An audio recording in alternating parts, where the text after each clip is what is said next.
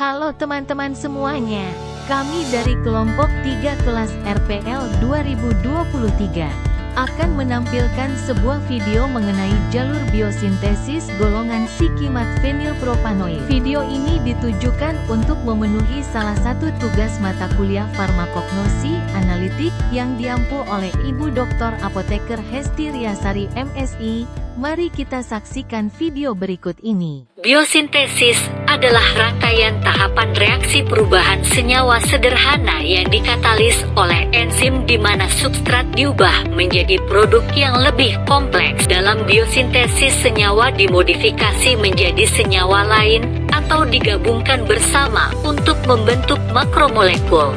Secara garis besar, senyawa-senyawa tersebut dikelompokkan berdasarkan fungsi dan proses terbentuknya menjadi dua kelompok, yaitu metabolit primer dan metabolit sekunder.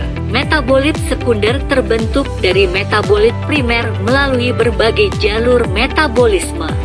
Berikut merupakan jalur biosintesis metabolit sekunder secara umum. Perhatikan penjelasan video berikut. Eritrosa merupakan metabolit primer hasil fotosintesis yang berfungsi sebagai terminal dalam pembentukan metabolit sekunder. Metabolisme eritrosa selanjutnya membentuk kelompok asetat dan kelompok sikimat. Jalur asetat terbagi dua. Jalur pertama adalah jalur asetat mevalonat, merupakan jalur yang dapat menghasilkan metabolit sekunder golongan terpenoid dan steroid. Jalur kedua asetat yaitu asetat malonat, merupakan jalur yang mampu menghasilkan senyawa golongan poliketida. Gabungan metabolisme jalur sikimat dengan asetat malonat membentuk senyawa-senyawa golongan flavonoid, tanin, dan stilben. Metabolisme jalur sikimat menghasilkan dua kelompok senyawa, yaitu senyawa turunan fenilalanin seperti alkaloid dan senyawa turunan fenilpropanoid seperti lignan. Jalur sikimat menyediakan jalur alternatif terhadap senyawa aromatik, khususnya asam amino aromatik L-fenilalanin, L-tirosin, dan L-triptofan. Zat antara utama dalam jalur ini adalah asam sikimat, yaitu suatu senyawa yang telah diisolasi dari tanaman spesies Illicium atau shikimi dari Jepang. Fenilalanin dan tirosin membentuk dasar unit fenilpropana C6C3 yang ditemukan di banyak produk alami, misalnya asam sinamat, kumarin, lignan, dan flavonoid, serta triptofan. Triptofan merupakan prekursor berbagai struktur alkaloid. Selain itu, banyak ditemukan turunan asam benzoat sederhana, misalnya asam galat dan asam para amino benzoat yang diproduksi melalui titik cabang di jalur sikimat. Metabolisme jalur sikimat menghasilkan dua kelompok senyawa, yaitu senyawa turunan fenilalanin seperti alkaloid dan senyawa turunan fenilpropanoid seperti lignan. Jalur asam sikimat mengandung beberapa titik cabang. Yang pertama, asam dehidrokuinik dapat diubah menjadi asam 3-dehidroshikimik yang meneruskan jalur tersebut atau menjadi asam kuinik. Enzim yang mengkatalisis dehidrasi asam dehidrokuinik ada dua jenis, yaitu: satu, terkait dengan sikimat dehidrogenase, yaitu tidak tergantung pada konsentrasi sikimat. Dua, diaktifkan secara spesifik oleh sikimat.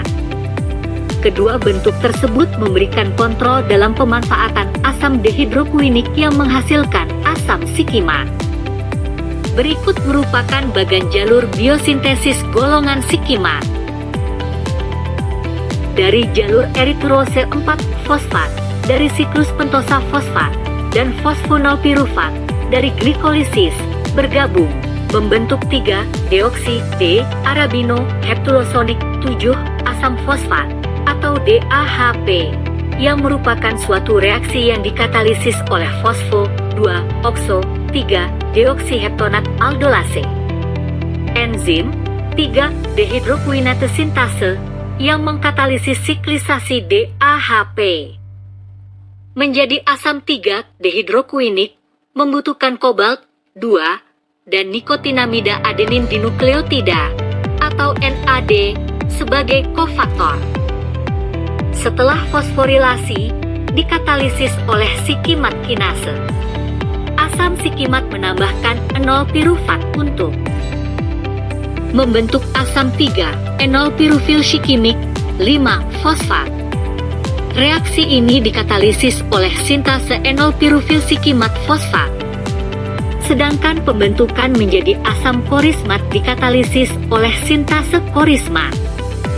Pembentukan asam korismat merupakan titik cabang penting dalam jalur asam sikimat karena senyawa ini dapat mengalami 3 jenis konversi yang berbeda.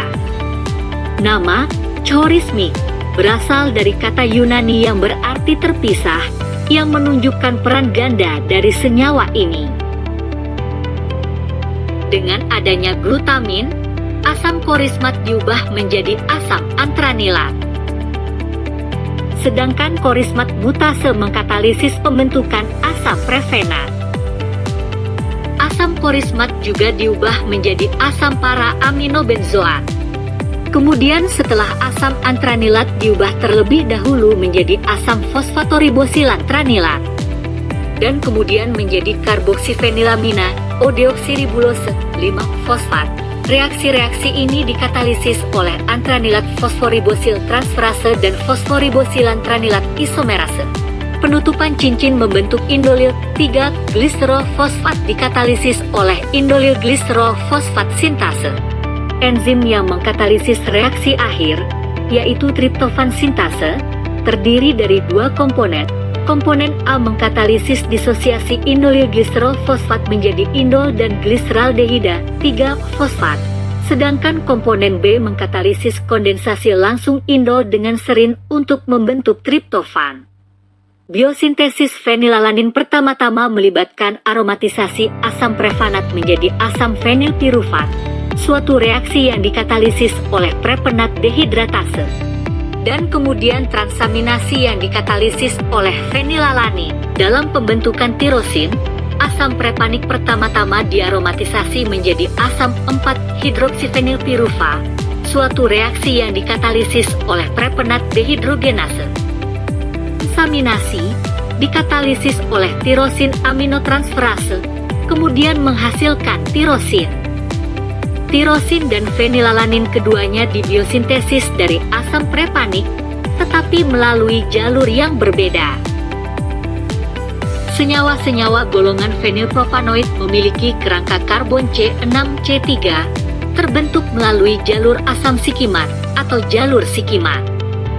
Kelompok senyawa ini adalah turunan fenilpropana, turunan asam benzoat, dan turunan kumarin. Turunan fenilpropana meliputi senyawa-senyawa yang memiliki kerangka sinamil alkohol, propenilfenol, dan alilfenol. Turunan asam benzoat meliputi asam 4-hidroksibenzoat, asam panilat, dan aspirin. Turunan kumarin terdiri dari kumarin dan kumarol. Berikut merupakan enzim yang terlibat dalam biosintesis golongan sikimat. 1. DAHP sintase 2. 3. Dehidroquinate sintase 3. Dehidroquinate dehidratase 4. Sikimat dehidrogenase 5. Sikimate kinase 6. EPSP sintase 7. Korismat sintase